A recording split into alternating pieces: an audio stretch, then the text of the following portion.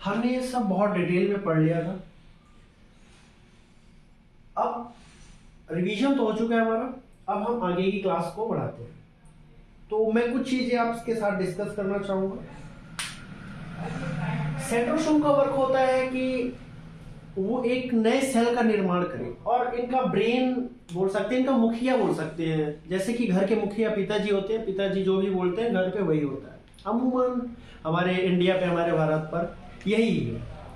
पिताजी हो गए, दादाजी हो गए, जो घर के सीनियर सिटीजन होते हैं। तो इस घर का सीनियर सिटीजन न्यूक्लियस है।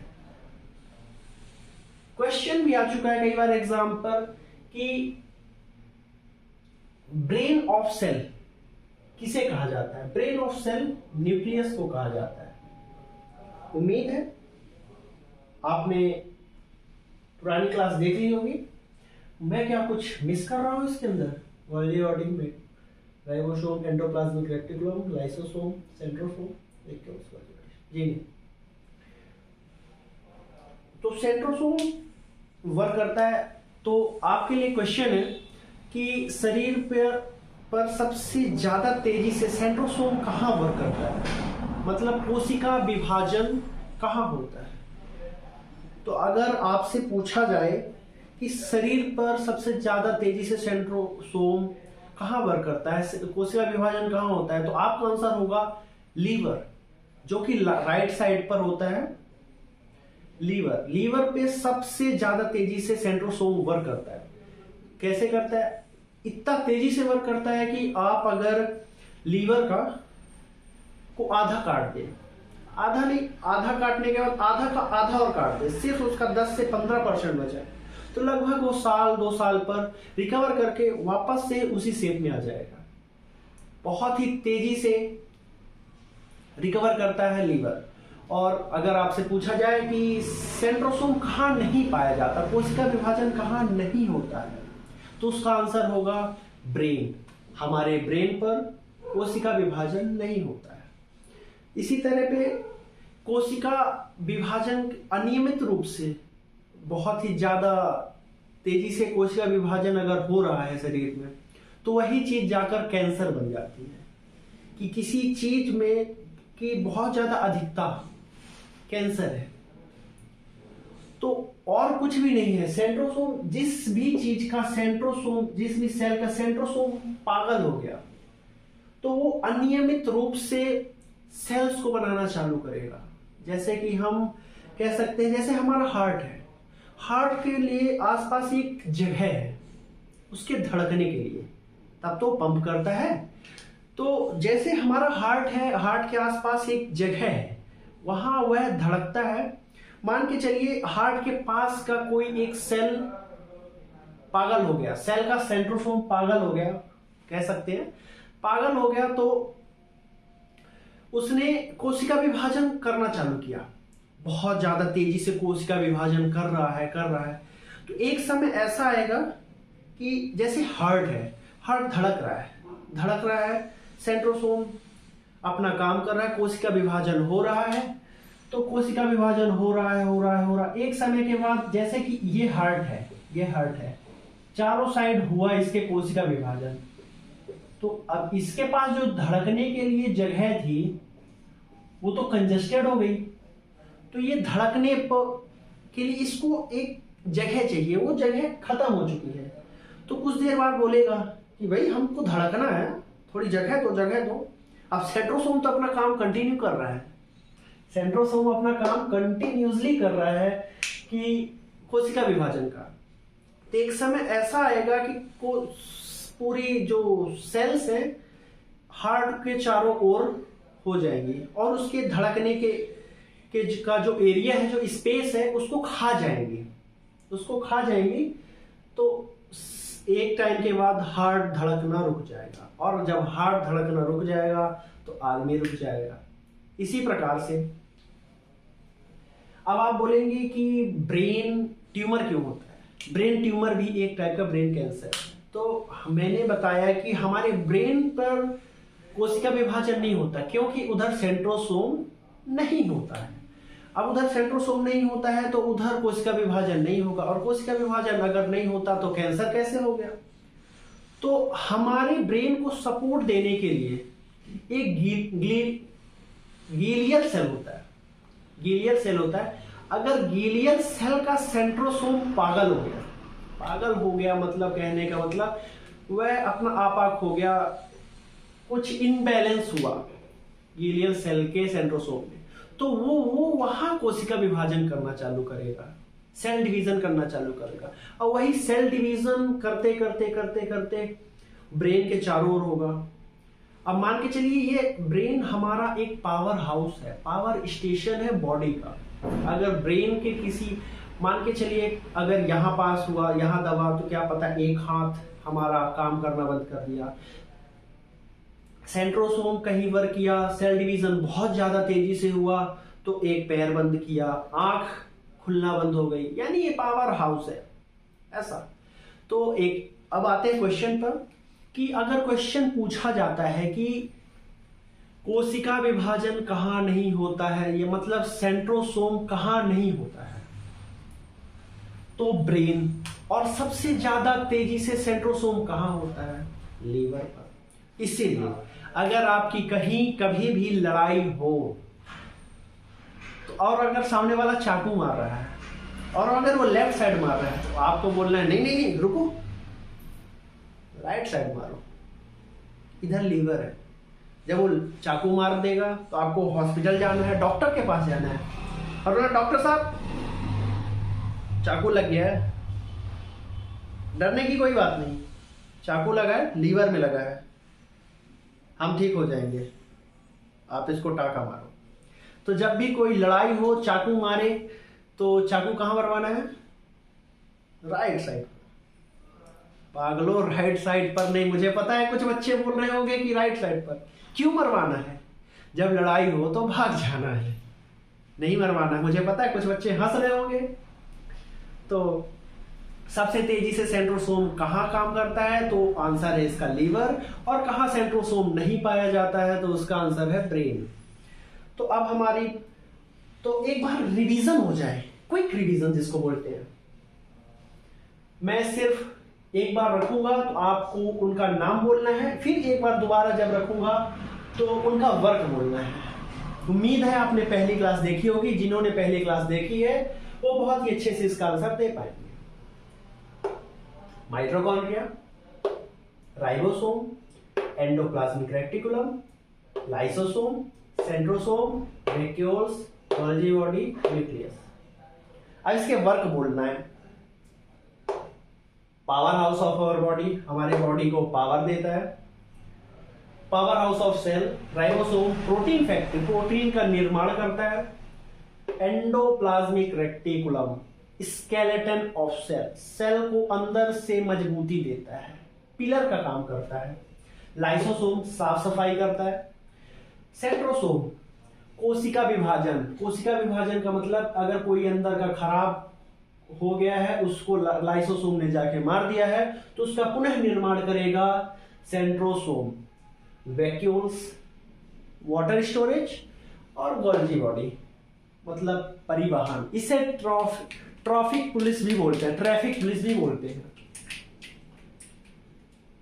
जब कोई मान लीजिए कि पूरी कोशिका ही खराब हो गई, कोशिका खराब हो गई, तो न्यूक्लियस कौन है?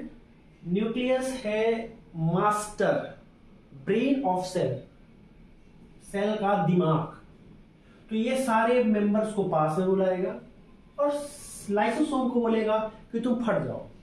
जब ये फट जाएगा तो सारा पूरा सेल नष्ट होगा, उसके जगह पर सेंट्रोसोम एक नया सेल का निर्माण करेगा। लेकिन यहां पास एक क्वेश्चन बनेगा, आप इसे नोट डाउन कीजिएगा जरूर। जब कोई सेल मरता है, जब कोई कोशिका मरती है तो उसे नेक्रोसिस कहते हैं। नेक्रोसिस मैं लिख देता हूं,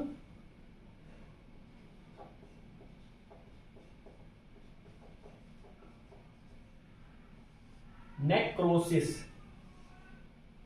डेड सेल को बोलते हैं।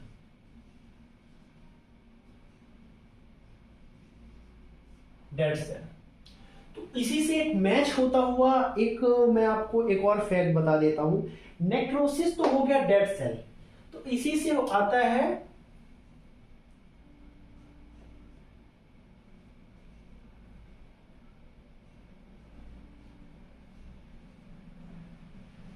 नेफ्रोसिस। किसी को पता है क्या कि नेफ्रोसिस क्या होता है? यह एक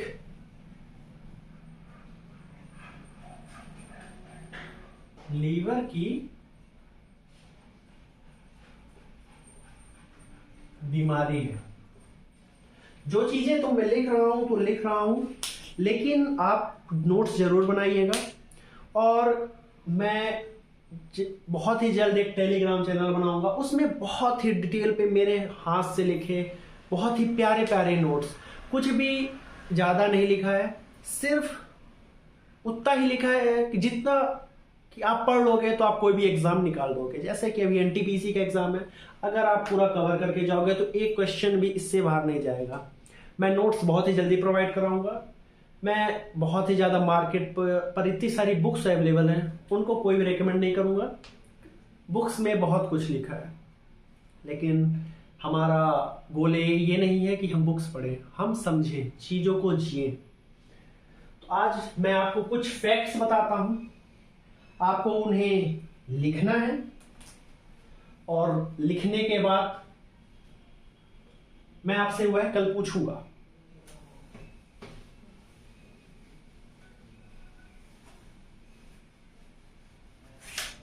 वीडियो को पॉज करके नोट कर लीजिएगा। जैसा कि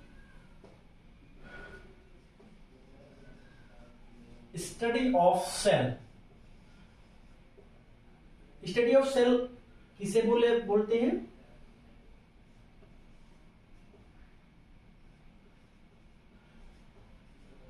क्वेश्चन एग्जाम पर काफी बार आ चुका है। स्टडी ऑफ सेल, साइटोलॉजी, कोशिका का अध्ययन, डेड सेल,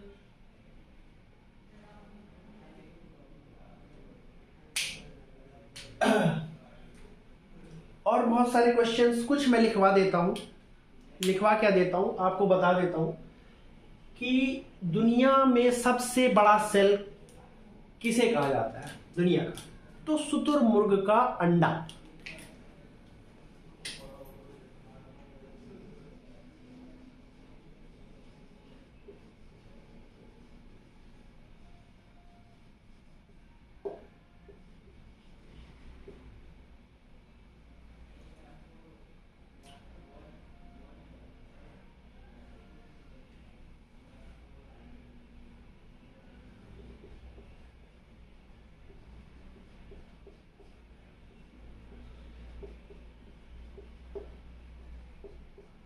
शुतुरमुर्ग का अंडा।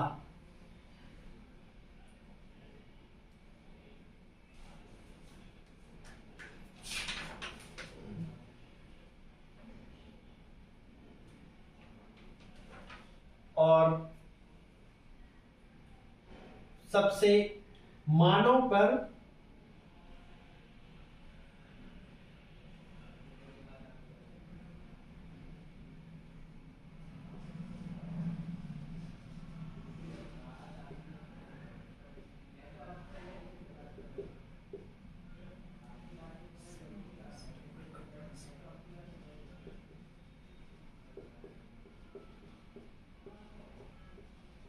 माइकोप्लाज्मा।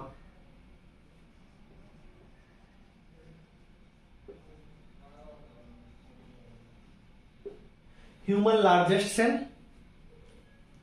Nervous system. अगर क्वेश्चन आ जाता है कि मानव का सबसे, मैं बहुत ही कम लिखवाऊंगा क्योंकि मैं जो नोट्स दूंगा उसमें बहुत ही डिटेल पे ये सारी चीजें लिखी है, क्योंकि अगर मैं लिखता हूं तो काफी टाइम वेस्ट होगा। मैं नोट्स दूंगा।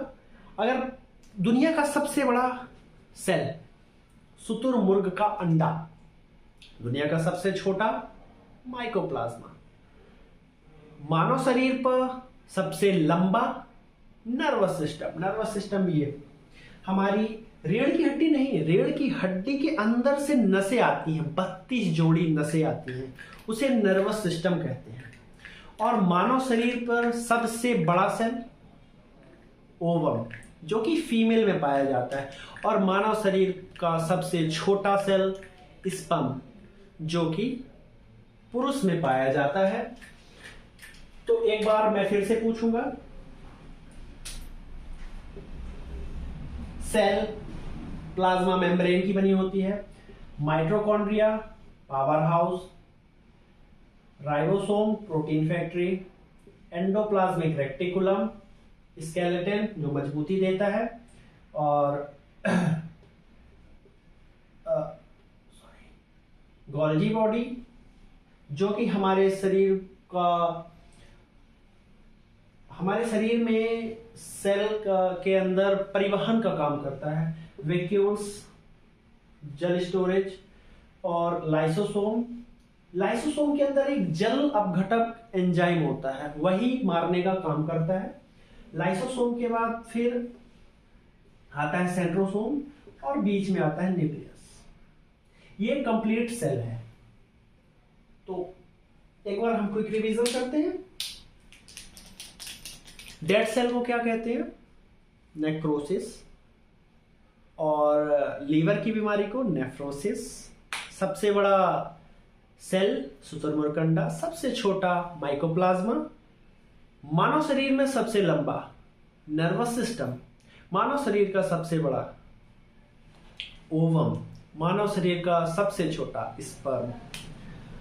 तो उम्मीद है कि आप